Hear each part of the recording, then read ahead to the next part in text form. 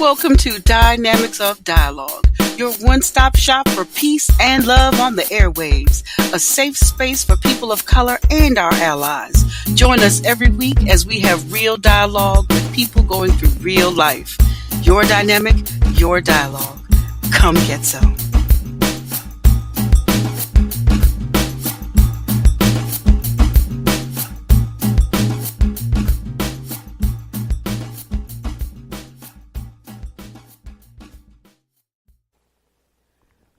Welcome to Dynamics of Dialogue, and this is your host, Ty Davis. I'm in the studio today with my special guest co-host, Kodisha Bivins, also known as Soul Scribe the Poet. Say hello. Hi, how are you doing? All right. So I'm so glad to have you in the studio today. Thank you. We always have these great discussions about these topics, and I invited you to talk about, I think we were talking on Facebook about something, or Instagram, and it was so in line with, one of us posted something, it was so in line, I asked you to come on and let's have this conversation about trauma bonds. Yeah, probably so. I'm always posting stuff that, talks about, trauma and pain and some of the depression and things that we don't really address. I think mental illness is so overlooked in our community. I think more and more we talk about it, the more people are starting to take care of themselves. So. And that's important. Yeah. I can tell you I'm a living witness as a person living with a diagnosis, right? I'm a CPS, a Georgia Certified Peer Specialist. And that's a person living with a diagnosis. That's also a practitioner in the way of providing peer support to other people with a diagnosis. Gotcha. So yeah, it's been a tremendous journey getting to this place. And so it's the reason why I talk a lot about trauma and all the things that lead up to it, because it's so proliferated in our community. And I want to say this not in a way that sounds offensive, because I am an advocate, but I most believe that we're really not looking at what if there really is no quote-unquote mental illness? What if we're really all just suffering from the pain of trauma? Something that has happened in our lives, right. That we're recovering from, that shattered our ego, right. That stripped us of our ability to protect ourselves, of our innocence. Right. Maybe people have witnessed things that have, been so difficult for them. It's where, some doctors are saying there's debate in the community about psychosis, whether or not that actually comes from trauma. Right. So when they talk about what is a trauma bond, according to breakthesilencedv.org, it's a domestic violence awareness website. A trauma bond is an unhealthy attachment to an abuser.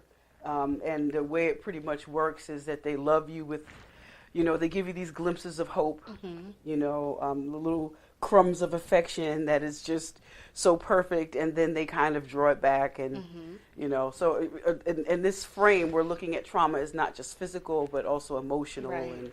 and so on and so forth. So really, I invited you on here because, again, it's not always about being an expert, but it's about what are our lived experiences? What does it look like in our lives? That's part of the reason why I even talk about this on the show, so that people can understand. It's one thing to hear these clinical terms, and then when you just hear regular, everyday people talk about, well, this is what it is, and this is how I realized that I was in that. Right, and then the other people can connect the dots in their own lives and see the red flags. That's right. And talk about those personal testimonies or experiences. Yeah, yeah, it's important to share our stories because they are given to us for a reason and a part of our purpose. For possibly going through the things that we went through. So I think it's necessary. You have to as a poet, as a storyteller. You have to give back, those life lessons. Yeah. You do. It's part of your own healing as well as making other people aware and help them with their own healing. So. It is. That's extremely important. That's another reason why I do this.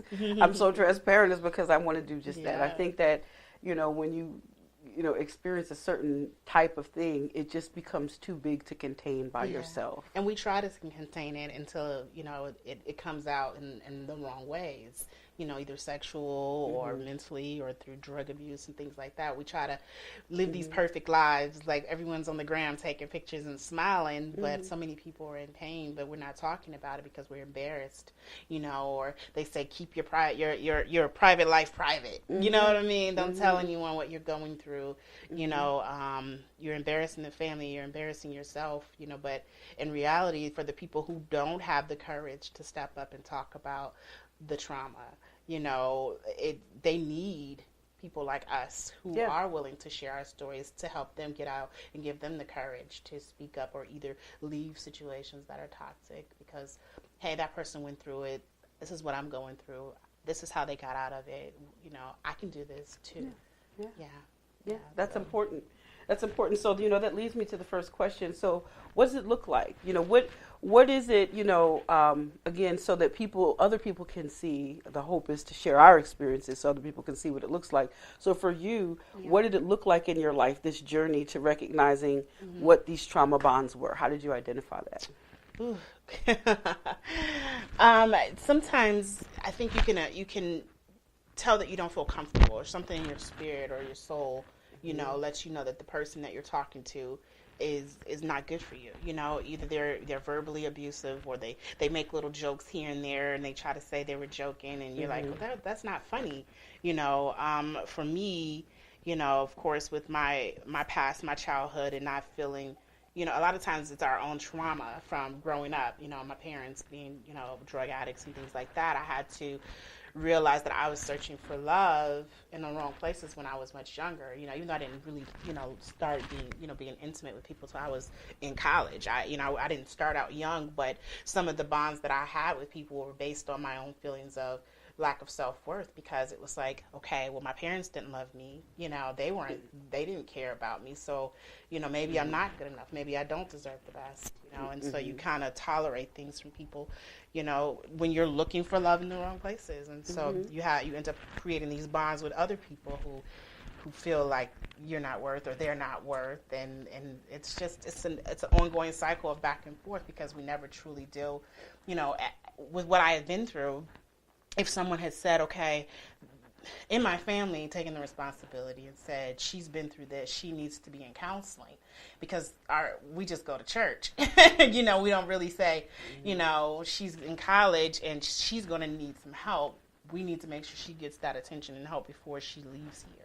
Right. And no one did that for me. You're just out there. We send our children out there unprepared to deal with the world, even though we know what they went through, and they don't have the resources or skills themselves to get that. Well, the answer is, I did it. That's the way fine. It was for me, and I'm fine. You ain't fine. You crazy as hell. I had all these kids. My husband beat me, and we here, we live. Right. We meanwhile, you're passing it on. You're repassing. You're repeating all these behaviors, and you don't have a relationship with your kids. You're not fine. Right. We need to change our criteria for what fine is. Right. Really. Right. So for me, as I'm getting older and of course experiencing different life experiences, just realizing that you got to pick up the red flags. Like we were talking earlier about the verbal abuse. Anyone screaming at you emotionally, trying to put you down. All of those are things, and then you find yourself still wanting to stay and prove yourself worthy to that person. Or like, just make them happy when you really should be leaving. But because there is that connection, whether it be, sexual or emotional or spiritual, whatever it is, there's this connection that keeps you in that situation because you want to make them happy. And you're forgetting that, okay, I need to be happy, first. And so I'm learning to pick up on those flags and leave and walk away from those situations now.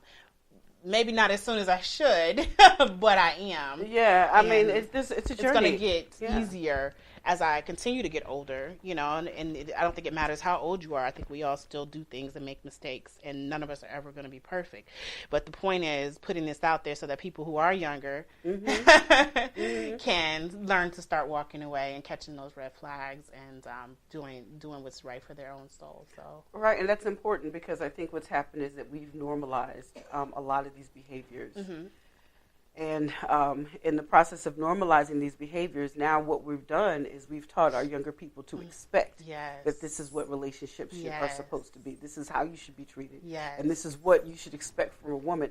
I saw a guy on social media. I'm not going to say your name, comedian, because I happen to like you sometimes. But he posted on there talking about a strong woman, and a strong woman does all of these things.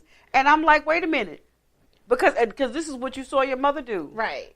Why are you content with watching her break her back to be strong? Right. You know, these are the things that often come. And so this is understanding that on both ends of it, there is a need. There is a need on the end of the person that is, quote unquote, the abuser. Hurt people, right?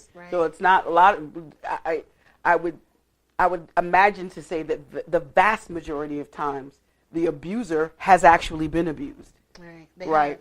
Yeah, because we know, like a person like R. Kelly, you know, I'm holding space for that, because as much as people joke around with the memes and all of this other stuff about, you know, the tears and everything. Something is wrong with him. Something is wrong. He had an experience with his sister that created this, you know, and likely, and it was probably more than one, and it was probably with different people as time went on. Right. And, you know, this type of thing that we see in him, that was created. Yeah, and men, and of course, not the stigma, but the misconception that men don't deal with these type of things is, you know, so we don't, because needs to be a Me Too movement for them too, because a lot of them are passing their trauma and pain, as you said, on to other women because someone touched them, either a man or a woman, when they were young, and everyone just ignored it, or, you know, he expected, well, or when. For example, one thing that really bothers me is when, you know, other older men in the family try to introduce younger men to sex because they want them to be a man. I don't know. Right. That's not, you know, and so this is teaching them from at a very early age that your manhood is defined by your sexual performance and how many women you can pull in. I gotta take him to the strip club for his birthday, or, you know, whatever, and he's still 16, 17 years old, or I gotta get him some because he needs to be a man now, so I gotta go find a woman to introduce him to this. And so many black men in our community do that to young boys, and they're not even ready. They don't even want it. They don't want it. Right. That's another thing, because you know, lots of times if we have these conversations, if we really getting to know, we've even made it not victimized, but villainized. Taking time to get to know people before you get intimate with them. Right. How terrible is that? You should want to get to know the person that you're with, you know, not only for experiences, you know, finding out, because you're not going to, you know, you're going to meet their representative. You're not going to meet. And just soul ties, period, you know, and what you're dealing with. You should know that person, you know. So, and because, again, if you're not paying attention to that person at a core level, who they are, what their character is, that's where it's going to be easy to start to miss some of those red flags. Right. Because we're not living in reality. We're not really looking at what's actually happening as opposed to how we're being made to feel. Right. So finding ourselves in situations that, you know, we shouldn't be in if we had just taken the time to get to know them. But these days, everyone it's just like, you know, I don't have time for a serious relationship or commitment. I don't want anyone to think I have feelings, or I don't want to fall in love, or I gotta, you know, stay on my grind and focused, and I can't allow someone in my space, you know, emotionally. They're just gonna hold me back, and that is the wrong message, because, and especially in the black community. In white communities, they don't think like that. They think I need someone who's going to be in my life, healthy for me. We're going to grow and build together. And that is their wealth. A lot of times how they, you know, maintain and are able to have the lives that they have. You know, we're not able to do that because in our culture and because in our music, we are preaching temporary relationships or side chicks and not being attached to people, you know, but we are attached to them, especially if we are being intimate with them. We're being attached with them physically, with their past trauma, whatever they're going through now, but because we're not taking the time to really get to know the person before we become intimate with them, and we just want what we want, we're doing so much damage to ourselves that we don't even realize until it's too late. That's right. We just do not realize until it's too late. So you talked about recognizing when you were in a trauma bond. You know, you talked about recognizing, you know, you were at a place where there was a behavior in you. You were searching for love in the wrong people. You know, what about with the person that you're with? Right. You know, what about, can you talk about some of the red flags that you've seen in that regard? Yeah, some of the red flags I've seen is, and then I think I was talking to you earlier, is like a recent situation I was in. Even at my age, having to be, once you're in a relationship and they do all the right things and they make you feel so wonderful, and then you see the red flag, but you don't want to see the red flag. You don't want to listen to your intuition. When someone flips out and they're screaming at you and they're verbally assaulting you because you don't want to do what they want to do, or anytime that someone is verbally or emotionally damaging you, you need to run out of the situation. Mm-hmm. Verbal abuse is never okay. Someone screaming at you, they have a problem with communication, and when we have a problem with communication, there's going to be a breakdown eventually, because communication is the key. And so if we don't address that and how we talk to each other and how we treat each other, that's definitely a red flag. I think finding out about someone's childhood and past, what they've been through. For example, my ex was saying that he, was introduced to, sex and intercourse by an older woman that was sent to his hotel room, by older people. And he, was in therapy, but he never really spoke on how he handled that situation. And so at an early age of like 14 or 13 years old, there he was with his very first sexual experience, and being one that he did not ask for. But he wasn't ready for it, or wasn't ready for. And so it explained why he was the way he is today. And I never took the time to dig deeper to see what he did to help himself or to deal with that. How are you healing? How are you doing the work for yourself based on what you've told me? And we don't do that. We don't have those conversations. We just say, "Oh, okay, that's really messed up that happened to you." Yeah, that's exactly it. Right? And we don't even listen. We hear the information, but we don't listen to what that person is saying, because I know I've encountered that problem in my friendships as well. If I tell you I'm a person, I'm very open, right? I'm an advocate, so I'm very open about being a survivor of trauma. And so if I tell you that, then you need to hear that means something for me. It creates an experience for me, and as my friend, in order to have that relationship, that means that, some people, they tell me I'm oversensitive, and that they feel like they have to walk on eggshells around me. That means that, if I'm a person that's been physically abused, you might not want to snatch me. If you want to show me affection. Or get too close in your intimate space. Because for somebody, there may not be intention behind it, but for somebody that's been through trauma, it's not always a wanted thing to be in their personal space. They're not unwanted touch. People who like to touch when they talk. It has to be. You have to be very conscious of that of the other person that you're in a relationship with, and it doesn't have to be that person is whatever. I think it's exactly what you said. We have to really think about how we talk to each other, and when people challenge that, then we're told, okay, it's this, it's something else. But really, how do we recognize the trauma bonds in our relationships if we don't ever have a discussion about what are the things that make interacting with one another difficult? And why wouldn't it be okay? If we're really going to understand and how to overcome these trauma bonds, then we have to create a safe space for people to be able to talk about them, including the men.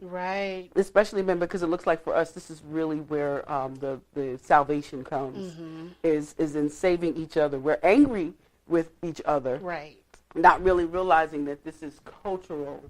It's way bigger than one person. We can't just be mad at Cardi B, right? Because I think really people are mad at Cardi B because she's a woman that's reflecting the ugliness in this industry, because men have been reflecting the same truth all the time. She just said she drugged men.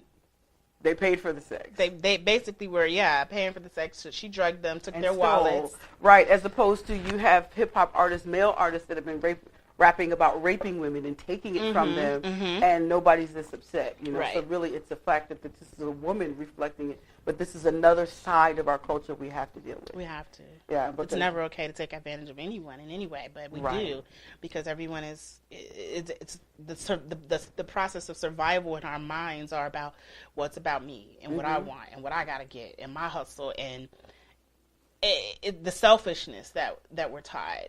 And through television, through radio, through whatever, to just get where you want and go.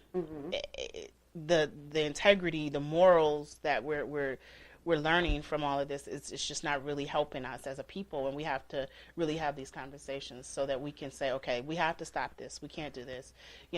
one of the things that really bothers me when I'm driving home is when I hear there's a radio station that talks about it's a little break. I think these guys are like, I gave her a plan B because she was my plan B, and it's like, oh my gosh, it's like, why are we, and the side chick and shout outs and all this stuff, and it's like, why are we promoting this on stations that are, pretty much majority African American?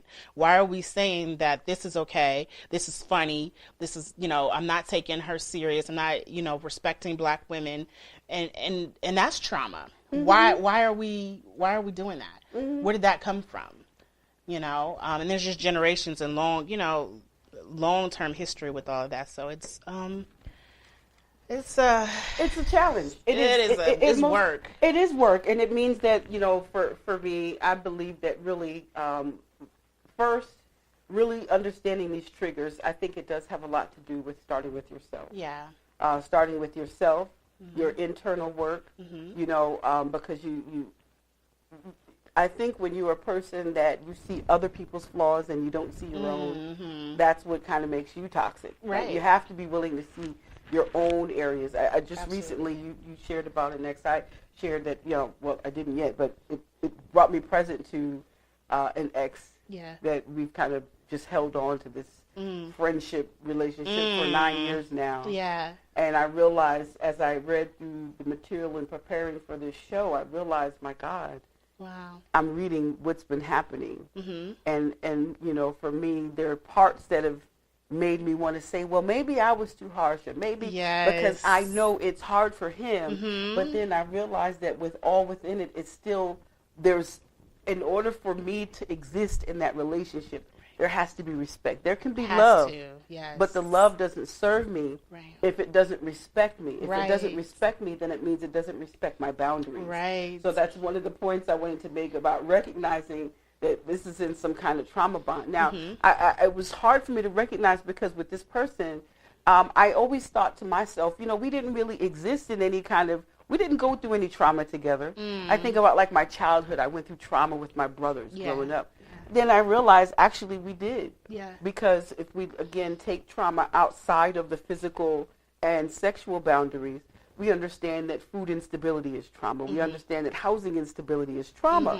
All of these things go into what they call the adverse childhood experiences score. And that's, a score, I believe, like over 4. An ACEs score of over 4 means that, you're probably at increased risk. You've been through significant childhood trauma, and you're at increased risk of later on illness. So there are other things. So we did, when we got together, it was really a lot of hard times. Yeah. And it was, riding together and supporting each other, and those were great times. I mean, this man could come in and make a gourmet meal for an entire family with $20. Wow. I mean, a gourmet meal. Right. He was a trained chef. So that was that bond there. Yeah, right. Trauma and what you were going through. What, I've seen, I always joke about this. I've seen where, we would be like a Bonnie and Clyde. I would be, times when I was so poor. Yeah. The first time, because I was always kind of ghetto, kind of bougie. Yeah. So we went went by, get some Black and Milds because I've struggled with smoking a long time now. So we went to get some Black and Milds. He didn't have any money. He talks the guy in the gas station into giving him a pack, and he would come back with the money. Wow. I mean, I'm just saying. Right. You got to have some skills. You got to have some skills to do that. To talk somebody into it's a gas station attendant out of all people. Right. To give you something and you're going to... And that's he did. Store. That's what you're going to buy. That's a whole store. That's where you're going to buy it. But he did. And I'm realizing this is what I was up against. Wow. Really, the charisma was... Wow. There was another time he even talked to cops and let me... Yeah, he talked to cops and let me do something illegal to correct the crime. I was like, wow. And he's talking to these cops, had the whole arrangement. He sounds extremely intelligent. Like his level of thinking is like... But see, here's the thing that I had to recognize. I was so, all of those things were so enticing to me. Right. Because I'm like, how did he do that? Right. But I had to recognize this man grew up in trauma just like I did. Right. And we have ways of internalizing that And so it becomes normal, right? He has this talent for seeing things ahead, all of those things. But what I didn't see was there was another side. But characteristics that people develop as a result of trauma, they have a good side, they have a strength. Like I have a strength in being able to put things together. But there's also a flip side to it. There's a shadow to it. And that's the part that we don't recognize. And I think if we stop right there, we can recognize. If I had looked at it and said, wow, this guy, I watched him do all his charismatic things. Where did that come from? I mean, I know we don't really think about people in that way, but I think we have to start asking, if this person can do this, if he can tell every card in everybody's hand, that means this is somebody I need to pay attention to. I need to look at what his red flags are. Because that means he has the ability to be highly manipulative. But we don't see that. We see his skill, and we think of that, just the positive part of that. We think of the positive part of that, and the part of that is just acceptance, understanding that I get it. Just like mine. But there's a flip side to that. And how do you handle that flip side? And it's like what you were saying earlier, about getting to know a person. We tend to get to know people on a superficial level. If we just really take that time and get to know them as a human being, then I think that makes it easier for us and acknowledge. But in order to even recognize those red flags, I think we have to be willing to acknowledge the red flags in ourselves. Because that's how do you recognize it. How are we attaching to these situations? And why are we? What are we ignoring in ourselves? Listening to you and talking about the bond that you had with that guy for 9 years, I realized in my recent situation that when I met him, was unemployed. I was driving for Uber, but that's a hustle, and that is a very tiring hustle. I was a single mother recently. I just found out the guy I was with, was not going to be there for me and my daughter. So I had this, and then of course, I was renting from someone, like subleasing. So I really didn't have my own place. So I had all these things, and I met him one day when I picked him up, for a ride. And he didn't want to be where he was at, because he was living with his family, and he didn't like them. Had trauma from his relationship with his father. And so he saw me, and he said, I reminded him of his mother. We ended up staying together for so long while he fought his father, because his father was like, well, no, she's too much older than you. And so he had that argument with him. No, I'm going to see her. I'm going to date her. She's who I want to be with. I'm an adult, And so he had to deal with that argument in his household. And I was dealing with my trauma over here trying to provide, being a new single mother. Oh my gosh, like I just really dawned on me that we both were dealing with, he was dealing with, of course, still recovering. He had some issues with traumatic brain injury because he was hit by a car. But that in itself, and I had no idea what that meant. His father didn't speak to me. His mom, didn't tell me. No one broke it down. I didn't go to therapy with him. No one broke it down to me that TBI was like what I was going to be dealing with. TBI is very serious. I didn't know. Yeah, it's almost, it can mimic bipolar. And he had been diagnosed with that. And it's likely, not. If he has TBI, they need to look at that instead of trying to put his mom was like, well, he doesn't need to date right now. He's still recovering. And I was like, he looks fine. He's extremely intelligent, extremely... I can't tell anything by talking and looking at him. But TBI, now I realized, I was like, oh, he shouldn't have been dating him. He still was recovering, even though he had been out of that had happened years ago, it still wasn't far enough removed. And there was things he's going to always have to deal with that I did not take the time to research or look up, because I was like, he looks fine to me. What are you guys talking about? So he was hit by a car, okay. He had brain surgery. He's fine. He's taking his medicine. Because, people think, especially when it comes to trauma and things like that, especially when you look at cases like traumatic brain injury, it's not a matter of medicine can just fix it all. Medicine alone is really not enough to help anybody cope. Here's the little nutshell of what I believe. So I go back to what I said earlier. The more I live with this experience and interact with these people, the more I believe that the DSM really is. Because they're adding stuff all the time. So a lot of these are names for the physical symptoms, but I do believe a lot of it is trauma. I believe it's the way of living in this world. And educating ourselves. Because if I had been educated. Right. And when you saw your story and what you went through, if whoever was with you were educated and actually took the time to research and understand and know that person, which I probably could have done that myself, but because I was dealing with my own life trauma, I was happy he was there. You know what I mean? And then you never make the time to really understand what you're dealing with. You never make the time to understand what you're dealing with, because all we go off of is he looks fine. Right. You don't understand how incredibly complex the brain is. Right. I didn't even, although I lived through the trauma I experienced, I didn't remember a good majority of it. Mm-hmm. B, so that kept me from really understanding how significant it was. Right. I did not understand how significant it was until I had the nervous breakdown in 2007, and I began to have flashbacks.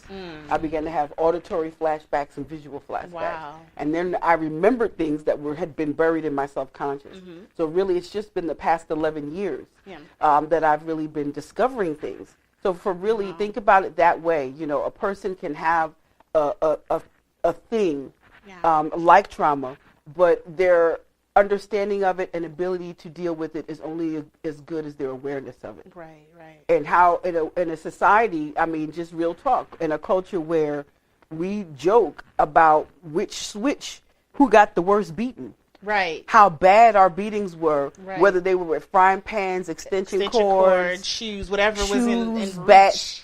You know, this is straight trauma. Up abuse and trauma that we are joking and comparing and normalizing. Yes. Saying this is what the kids need now. Right. And I turned out fine. No, you didn't. Right. You know, you are not okay. So there's lots of layers to this, right? So that's why you take time to get to know people. You got to know a person, and knowing a person is not just talking. It's about doing the research. It's about finding out how they're coping, how they're handling their trauma, because there has to be work. There has to be ongoing work for them to be okay. You don't know a person until you see them angry. Right.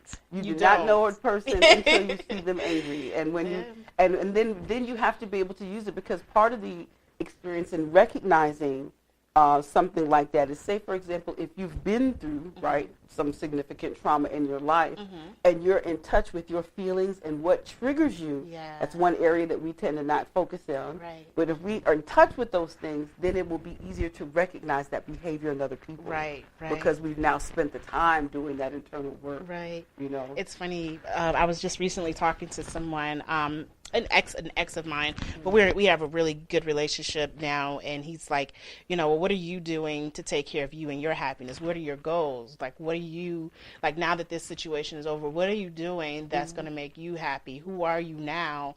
You know, and you know, don't go looking for love and things like that. Make sure that you're focused on growing as a person and healing. Are you in therapy? Are you taking care of your desires and what you want? You know, like, who are you? Like, what is at the core of you? And so him asking me those questions, he was like, you know, let's talk about you.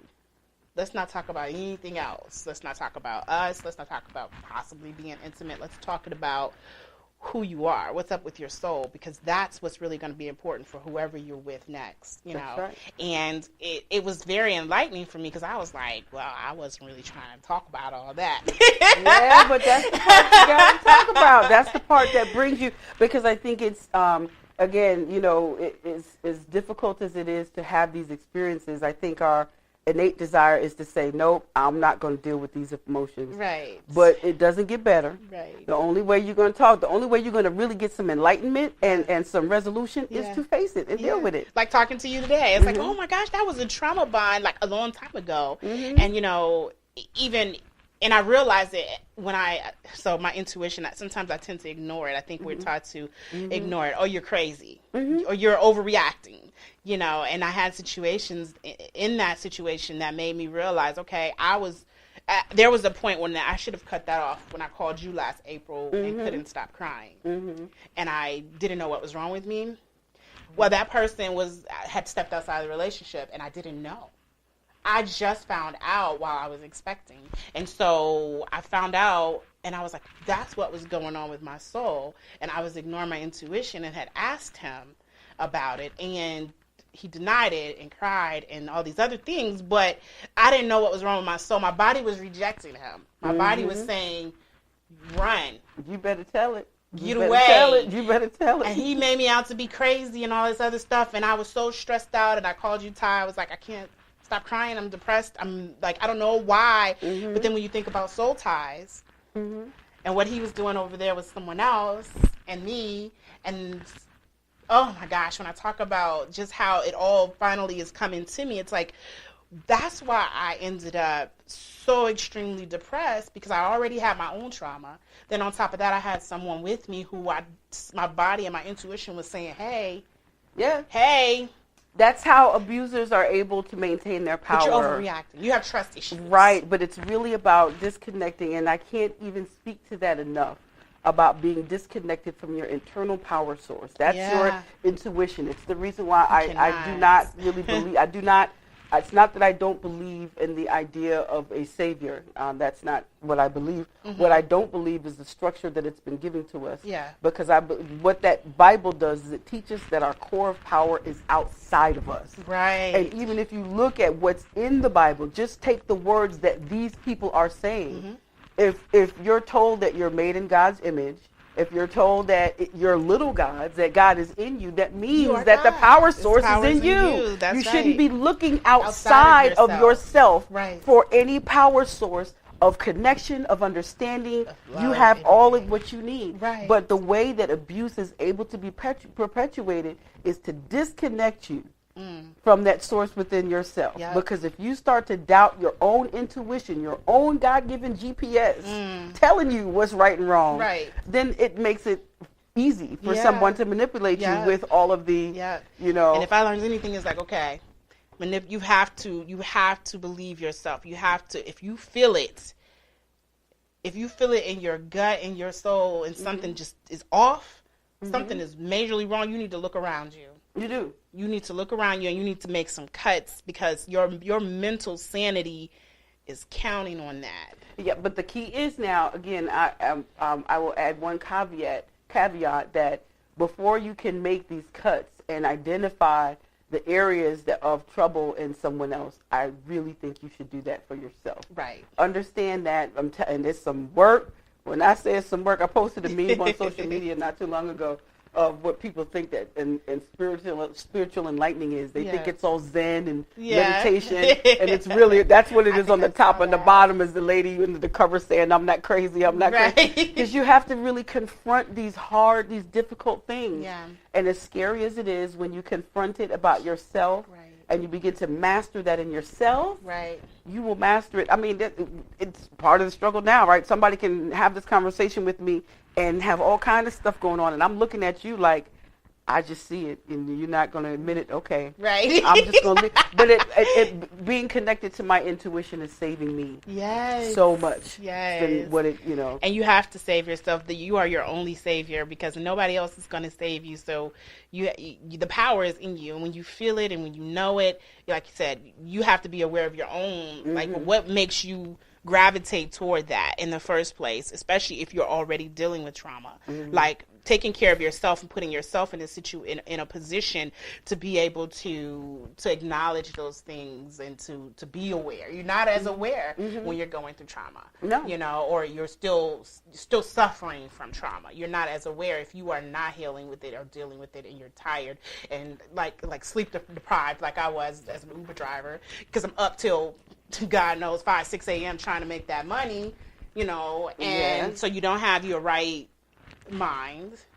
You're just a zombie pretty much, and so you're not in a position to even really be in a relationship. It is, and I can say, you know, for me, just to give a little bit of my experience before we wrap up, you know, understanding that when you are dealing with traumatic situations, you know, again, we tend to minimize what we go through, but really being concerned, housing instability, food instability, financial instability. Right. All of those things are traumatic. I mean, for me, I went from, damn near 6-figure job to virtually nothing. Yeah, well, same I did here. go to nothing. Same here, yeah. That was traumatic. It's traumatic. When you're used to being able to pull out one of your mini credit cards and have, you know what I'm saying, and then you don't have nothing. Yes. Yeah, that is traumatic. Yeah. And understand that, it's a life change, and we think that because it's a life change, it's not traumatic, but it is. Right. So get in touch with yourself. Understand what those things are. What they mean. And before we go, I just want to cover a couple of things, ways to escape. Ways to, because we've talked about a lot of the self-recognition and things like that. Right. But just a couple of things I think that are really important to mention are if you do feel like you are in a traumatic bond that you can't break from, make sure ways to escape are, one, make sure that you're making conscious decisions to live in reality. Right. Not what this feels good. What feels good, what the promise is, what's going to happen, what he or she said they're going to do. Right. Live in reality and what's actually happening. Another thing is to make decisions that only support your self-care. Right. And it's important to say that you can support your self-care without being cruel to others. Right. Practice that with love towards others. Right. But when you make decisions, I found that 99% of the time when I was in a relationship that was some kind of traumatic bond, and I think about how angry I got, I look at all the decisions I made that did not support my care, all of the things I chose to give up for this person because I believed something different. Yeah. And I have to acknowledge within that is I made a choice. Right. And that first choice was not me. Right. Right. And that's where that core of that anger comes from. So before we go, I do want to remind everybody, if you find that you're struggling in a relationship like this, you don't know what to do, I'm going to encourage you to reach out to the National Domestic Violence Hotline. The number is 1-800-799-7233. Before we go, I'm just going to ask you, have any other final words of wisdom to wrap up with? Oh, gosh. I would wrap up with, abuse is never okay in any form. Verbal abuse, emotional abuse, psychological abuse, anyone manipulating you, telling you're crazy, things like that. You need to make sure that you love yourself enough to leave anyone who's going to put you down or make you feel like you are insignificant or not enough without them. I think the power is within you, and the choice you have to make is That's you. Right. Right. So. The choice you have to make is you. Yeah. And just to supplement on that, in order for you to even put yourself in a position where you choose you first, you have to begin to practice self-love. One of the things that came to me recently in a conversation with my son is self-love is not a thought. It is an action. It's an action. Yeah. Lots of times we think, for years I thought that, I love myself, because in my mind I think great things about me. I can acknowledge the bad things about me, but I think I'm pretty great. Right. What are you doing? Yeah. But how does that show up in my life? Yes. Am I treating myself well? Right. And I find that are you drinking enough water? Are you drinking enough water? When you begin to care for yourself and take care of yourself first, and you develop a relationship with that process, you begin to love it, and you will protect it at any cost. Yeah. So putting yourself in that place, addressing your own little challenges, all of those things will help you on the road. Trust me. It's going to make me better. Yeah. It's going to make me a better person for myself, for my children, for my family. What do those steps look like? And a lot of times we don't learn what self-love is. We just hear, love yourself. Love yourself. What would it show me what that what does it look like? What does it look like? What does it look like? Right. Let's write it down. Let's put it somewhere where we can see it. I got stickies all over my wall now. Be healthy. Work on your book. Poetry. Children first. Drink water. All these things that says, this is what it looks like. Therapy. Mental health first. I have all these things. This is what self-love looks like. Take your time. Don't rush love. All these Forgive things. yourself. Forgive yourself. And if you have to put it in front of yourself at work or on your phone, on my desk, I have a little note that says, I'm beautiful, I deserve the best, yada, yada, I'm going to take care of myself. I have all these affirmations and things to remind me, and for me to do the work, because they actually take work too. Yes, they do. Yes, they do. So, yeah. They do. But, well, I thank you for joining me for today's show. I totally appreciate the conversation. Thank you for having me. It's always a great time having you because it's always like, good energy. Light bulbs are clicking, there's energy. I learned something from you. You learned something from me. Absolutely. So that's always awesome. And it's always great to have supportive poets. Yeah, it's nice to be on. Thank you. And speaking of poets supporting other poets, well, I know she's not, she's an activist, but Kenny York, Let Your Voice Be Heard Foundation is hosting the Teal Walk on Saturday, April 27th, 2019, from 10 a.m. to 2 at the Village at North Henry.